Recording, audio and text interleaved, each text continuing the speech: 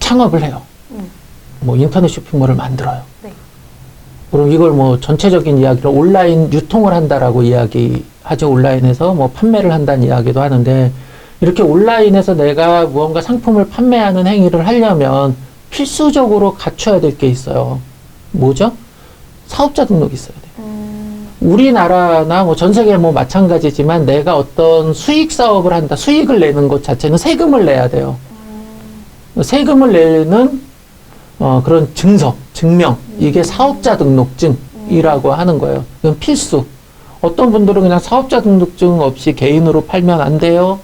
뭐 이렇게 이야기를 하는데 안 됩니다. 물론 법적으로 뭐 몇백만 원 이내에 상행위를 하는 것, 수익을 올리는 것 자체는 사업자 등록을 내지 않아도 되기는 하나, 우리가 무언가 정상적인 상행위를 한다, 사업을 한다라고 할 때는 반드시 사업자 등록증을 내야 돼요. 이 사업자 등록증은 어디다 내는 줄 알아요? 나라에. 그렇죠. 나라에서 내줘요. 조금 더 좁혀보면. 그런 동사무소? 동사무소? 제가 아까 사업자 등록증은 뭐 할 때 필요하다고? 사업을 할 때. 그래. 그럼 국가에서 왜 그럼 사업자 등록을 내라 그래요? 세금. 그렇죠. 세금을 뜯어먹으려고. 국세청. 그렇죠. 국세청. 세무서. 세무서. 예. 사업자 등록은 세무서에 내는 거예요. 뭐 동사무소 뭐 이런 데가 아니고 왜 세금을 내려고 하는 거니까. 예. 그래서 관할 세무서가 있어요. 자기 주소지 관할. 근데 이게 주소지 관할이라고 하는 게 우리가 무슨 시, 군, 구 이렇게 되어 있잖아요. 이것과 세무서 관할하고는 관할이 달라요. 그래서 우리가 영등포구인데 이 영등포 세무서가 관할이겠지만 아닐 수도 있어요. 그래서 그거를 꼭 확인을 해봐야 돼요. 내 관할 세무서가 어딘지. 예, 이런 게 첫 번째. 그래서 사업자 등록증은 세무서에서 낸다. 그 두 번째, 우리가 상품을 팔려면 팔 상품이 있어야 되죠. 네. 그래서 상품이 있어야 돼요. 상품이 있어요? 없습니다. 없죠. 네. 그래서 상품을 구하러 다녀야 돼요. 이게 전통적으로 우리가 유통을 할 때 했던 방법. 그러나 지금은 굳이 내가 상품을 안 사도 되죠. 왜요? 우리 회사가 상품 있어요? 많아요. 상품 많죠?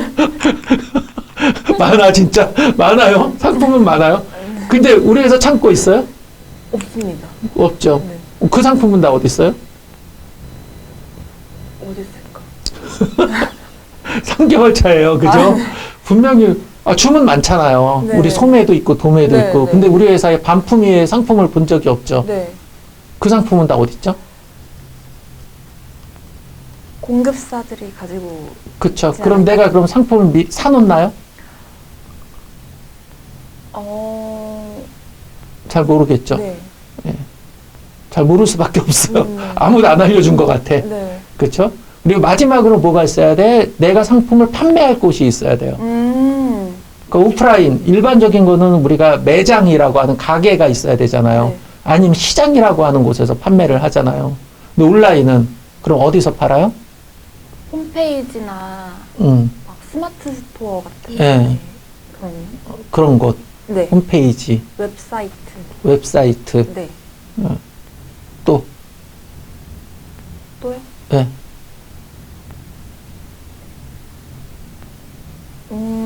쿠팡. 지마켓. 그치. 그런 곳. 오픈마켓이라고 불리는 곳. 오픈마켓. 예. 이런 여러 곳에서 상품을 팔죠. 네. 이렇게 우리가 사업을 하려면 제일 먼저 있어야 될 게 사업자 등록증, 그 다음에 내가 판매할 상품, 그리고 판매할 곳. 이렇게 세 가지가 있어야 된다. 이게 필수적으로 갖춰야 될 거예요. 자, 사업자 등록인데 이게 좀 복잡해요. 처음 여러분들 뭐 이 표 보시면 정신이 하나도 없을 수 있어요. 자, 하나하나 봅시다. 자, 사업자 등록을 내는데 이 사업자 등록도 종류가 있어요. 네. 이렇게 나눠져요. 일반, 간이, 법인. 그러니까 일반이라는 건 우리 일반적으로 개인 사업자라고 불리는 것. 예. 뭐 식당 같은 경우가 일반 사업자. 근데 식당 중에서도 좀 규모가 작은 곳이 있어요. 뭐 분식점, 뭐 요런 데들. 요런 데는 간이 사업자라 그래요. 간이 사업자. 그리고 주식회사 어쩌고 저쩌고 뭐 이렇게 써 있는 게 법인. 저희 회사죠. 그렇죠. 예. 법인. 이렇게 나뉘어져요. 일반, 간이, 법인 이렇게 크게 세 개로 나뉘어지는데 네. 처음 사업을 시작할 때는 그럼 간단하게 사업을 할 수 있는 간이가 유리하겠죠. 예. 그리고 일반 사업자, 뭐 법인 이렇게 가는 방법도 있으나 한 옮길 때마다 좀 번거로움이 있어요. 근데 일반과 법인은 또 완전 다른 거예요. 법인이라는 뜻 혹시 알아요? 네. 자, 오케이. 잘 모르겠습니다. 잘 모르겠어요. 일반과 간이의 주체는 사람. 사람? 내가 내는 것, 개인이 내는 것. 법인은, 요 인자가 뭐냐면, 사람 인자예요. 아. 법으로 만들어진 사람. 아. 요것 자체가 사람이에요. 오. 인격체, 생명체라고 보면 돼요. 네. 그리고 여기에 대표는 바뀔 수 있겠지. 얘 자체가 사람이니까. 그럼 판단님도 바뀔 수 그렇죠. 있는 거예요? 왜 그래서 뭐 주주총회 열어서 뭐 해임을 하니, 뭐 대표이사로 취임을 하니 이러잖아요. 아, 네. 예, 그게 바로 법인의 경우는 바꿀 수 있는, 요거 자체가 하나의 인격체예요. 아. 예. 여기는 바뀌지 않아요. 사람이 만들어 놓은 거니까. 네. 예. 사람에 종속되는 건 요건 아니다. 뭐, 요렇게, 차이가 있다. 예. 너무 깊이 들어가면 우리가 이게 네네. 세무 강의가 되기 때문에 건너뛸게요. 네네. 자, 우리 어디서 받는다 그랬어요? 세무서에서 받는다. 예, 주의할 것은 업종 어려운 말이 나와요. 내가 뭐 도매를 할 거냐, 소매를 할 거냐, 제조를 할 거냐, 뭐 막 이런 것들을 이야기하는 거예요. 그래서 이 사업자 등록을 받을 때는 나는 어떤 일들을 할 거야라고 하는 거를 신고를 해야 돼요. 예, 그거에 따라서 뭐 부가가치세라고 들어봤죠. 네. 예, 그 부가가치세라고 하는 게 과세가 되기도 하고 면세가 되기도 하고 뭐 영세가 되기도 하고 뭐 복잡한 게 있어요. 근데 그런 거는 우리가 일단은 그냥 넘어갑시다. 네. 예. 근데 요것만 갖고 끝나는 게 아니라 요거에 따라서 또 여러 가지 인허가를 받아야 돼. 요런 것들을 받아야 되는데 네. 우리는 통신 판매, 인터넷으로 판매하잖아요. 네. 요건 무조건 그래서 통신 판매 신고는 필수.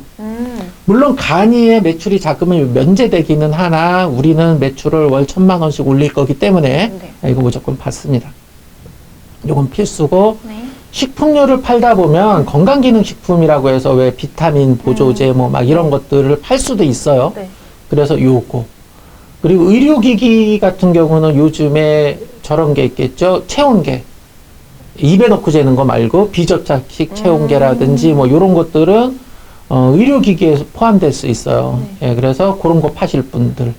그 다음에 축산물 같은 경우 있어요. 축산물 같은 날달걀 같은 경우. 그리고 그냥 돼지고기, 소고기를 생으로 파는 거 있죠. 예, 요런 것들은 또 축산물 판매업이라고 해서 받아야 되는데 네.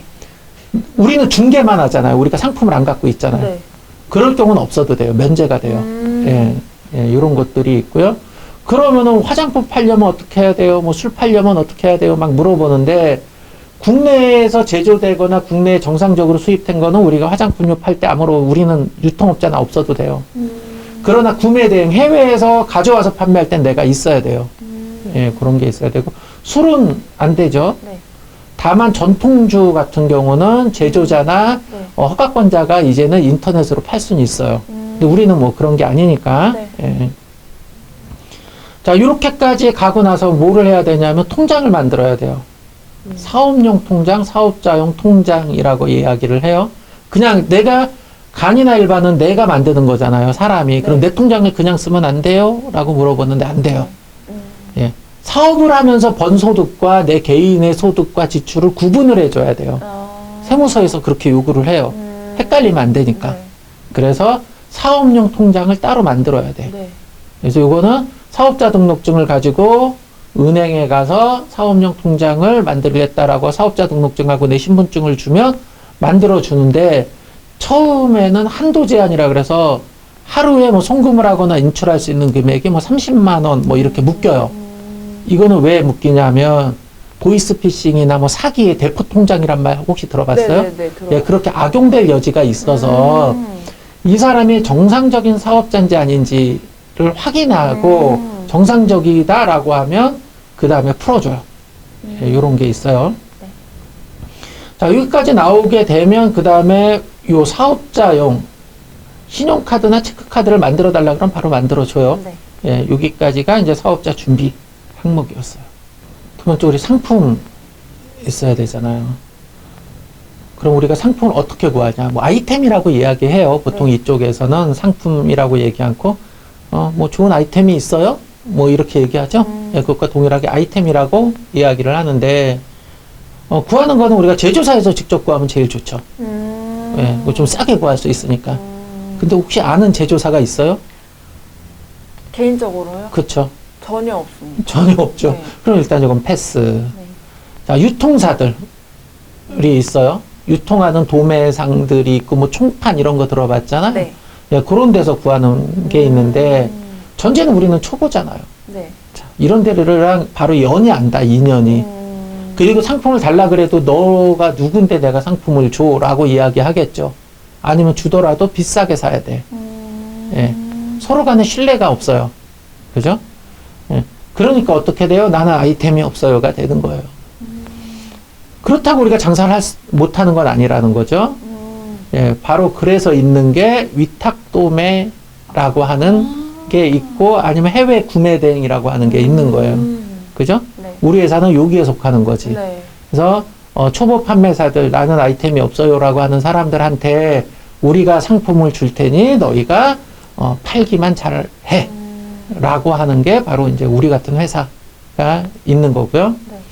뭐 이런 데를 이용하기 싫고 나는 사입을 할 거야 라고 생각하시는 분들도 있어요. 구하는 법이 있어요. 유통단지를 다니면 돼요. 아. 예, 동대문은 의류, 네. 화곡동은 생활 잡화 중국, 뭐 이런 데도 있고요. 제조사를 직접 컨택하는 방법도 있어요. 아니면 전시회를 다니는 방법도 있어요. 박람회들 많잖아요. 네. 그런 데 다니면 그 박람회를 나온 이유는 내 상품을 구매할 사람을 찾는 곳이기 때문에 거기서는 의외로 쉽게 내가 판매권을 획득할 수가 있어요.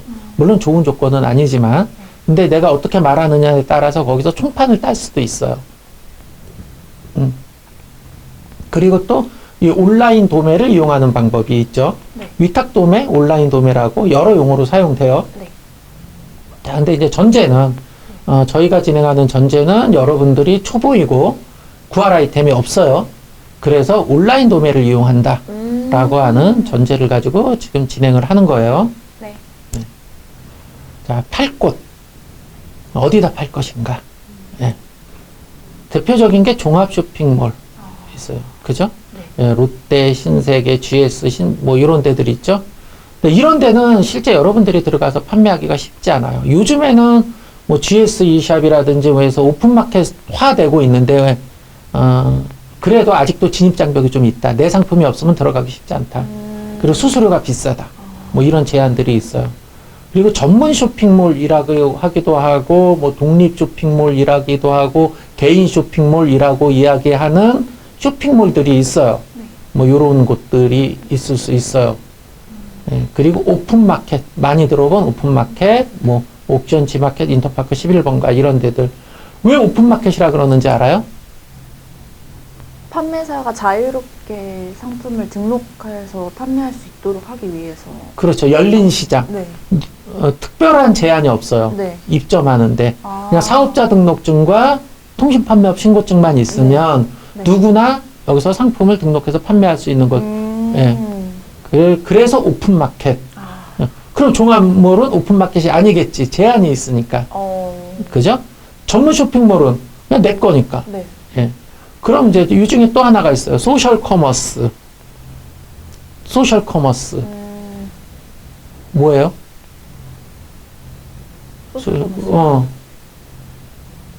들어봤죠? 네. 어디예요? 쿠팡, 티몬, 위메. 그 소셜 커머스. 네. 그럼 왜 소셜 커머스라고 했을까? 약간 공동구매 형식으로. 소셜 커머스가 직역을 하면 네. 공동구매. 네. 그러니까 특정한 집단이 모여서 특정한 상품을 대량으로 구매하는 형태. 그러니까 소셜 커머스. 오픈마켓이 이미 자리를 잡고 나니까 신규 사업자들이 오픈마켓으로 진입을 못하는 거예요. 이 사람들하고 싸울 자신이 없는 거예요. 네. 그러니까 2010년대 초반에 소셜 커머스라고 하는 공동구매 형식의 서비스.